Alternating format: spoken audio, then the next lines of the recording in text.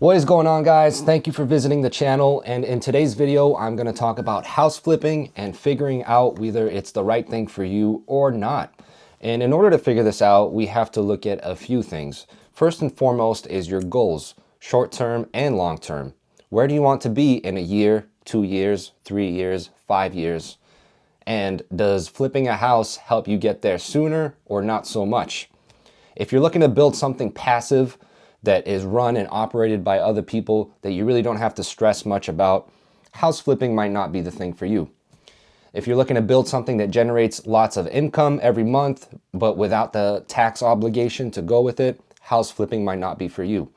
On the other hand, if you're trying to build up a bunch of capital to move into another type of investment, perhaps rental properties or something of that nature, house flipping might make sense, but not always, not in every case.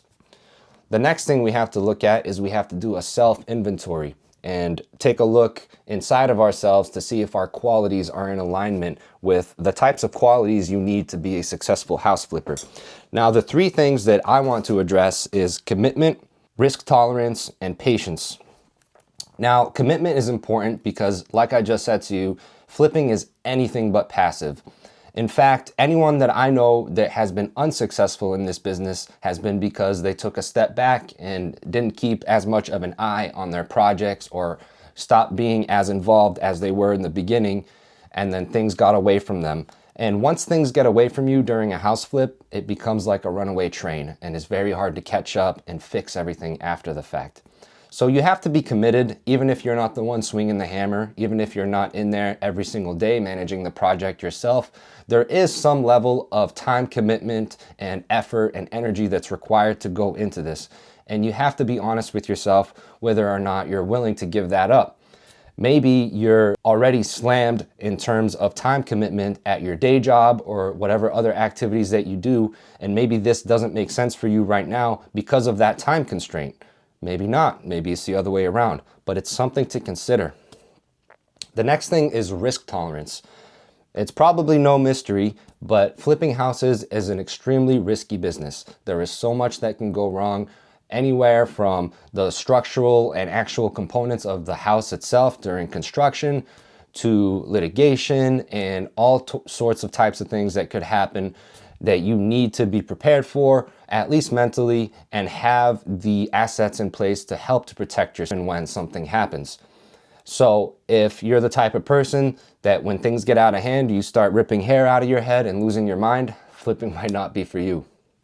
Now, the last thing is patience, and it kind of goes hand in hand with what I just talked about. Oftentimes with flips, things get out of control. Even when you do your very best to keep things in line, keep things in control, have a pulse on everything, sometimes things just happen that you cannot control and you have to roll with the punches. And if you're not very good at rolling with the punches when a situation changes, well, then flipping might not be for you. So those are the three personality traits that I feel like are very important to get into this. Now, just because you don't have those, or maybe you're not strong in any of these or all of them, doesn't mean you can't flip a house. It just means you need to have a really good strategy, which brings me into the next part of this video, which is having a good strategy in order to be successful in flipping. And so let's say, maybe you're not the most patient person, maybe you don't have the most time commitment on your hands. Well, maybe now with your strategy, you approach it in a certain way so that even though you don't have those attributes, you still have those areas covered. One way we do this is through strategic partnerships. Maybe you partner with someone on a flip that has a lot more time on their hands, that has more patience, that has the qualities that you're missing. And conversely, you have the qualities that maybe they're missing, so that you nicely complement each other and work together synergistically to make a very good project, a very good outcome and product for the end buyer. And that's one way that you can go around it. So consider partnerships and whether or not it's the right thing for you. The other thing to consider is management. So when it comes to flipping a house, there is obviously a management component, project management specifically, and somebody has to fill that role. Whether it's you, whether it's your contractor, whether it's a third party that you bring in from outside, somebody needs to be the eyes and ears that's in the project every single day, keeping an eye on everything and catching on to when things go wrong or when things go astray. Now, that being said, if you decide to hire this part out it's going to eat away at your profit margin. And so keep this in mind when you decide to go into this business. You can absolutely hire a contractor to do all the management, or like I said, a third-party person to come in and do that, but it's going to cost you.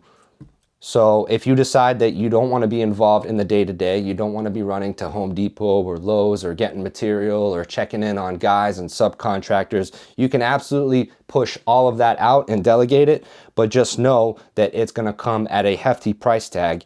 And lately, from what I've seen in my market in the greater Boston area, profit margins have slimmed down significantly the last few years for house flips, and so this is not feasible for a lot of people. A lot of people that I know in the business are managing their projects themselves. Doesn't mean it's the only way to do it. There's a million ways to skin a cat, right? The last thing is your contingencies. Contingencies are very important because when things go wrong, they will help to protect you. Now, a contingency is usually thought of in a financial sense, meaning you delegate a certain amount of your budget for a project. Some people use 10%. It doesn't really matter what amount that you use, but you delegate a certain monetary value of your budget towards things going wrong. That's your contingency. Now, that being said, a contingency doesn't have to apply strictly to finances. When you're flipping a house, time is also a big factor. You might make a schedule ahead of time of your weekly to-dos and a timeline for when you might finish the project. But you also have to understand that sometimes things get away from you. Sometimes things happen that you don't expect, that take extra time, things of that nature. So as a result, you have to bake into your schedule, into your timing, a little bit of a dead space for when things do go wrong and when things do get delayed and take a little bit longer, that you're covered because you anticipated it, because it always happens.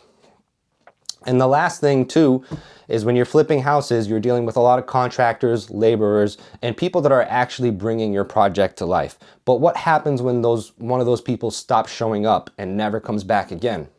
So you need to have a contingency for that as well. You need to have an arsenal of people that you can rely on and backup people that you can rely on so that your project can keep moving. Because if you're getting this type of project with a hard money loan especially, you're paying a lot of interest every single day that you're holding onto it. So every one of those days you want to make sure your project is moving forward and things are moving along. And that's another reason why it's important to make sure you have the right staff to keep it that way. And so that's the biggest takeaway here is you want to do an inventory to make sure your personal qualities align with flipping a house. And if you still decide to move forward, you want to have a good strategy so that you're lined up for success. One other thing I want to add is that education is very important with all this. Before I ever touched a hammer, ever touched a house or anything like that, I read countless books on real estate investing, buying distressed property, everything about house flipping, contracting. But that being said, so many people start there and never move on from that step. They start getting all of this information, they get overwhelmed by it, and they never actually move forward. A lot of people call that analysis paralysis. And so I add that caveat because even though it's important to do your research and get educated, sometimes the best teacher is experience. And if I'm being honest, I've learned so much more from getting in there and actually doing these things rather than reading books on them. So the big takeaway is do your research, do your self-inventory, look at your goals, look at your strategy, but don't harp on all of those things. And if you truly feel like in your heart you still want to move forward with it after all of that, go through with it, try it out. Life is short, you got nothing to lose. So that's my feedback on it. If you guys have specific questions on this, definitely drop them in the comments or send me a DM. Thank you for watching. Please like and subscribe to the page. I appreciate your support.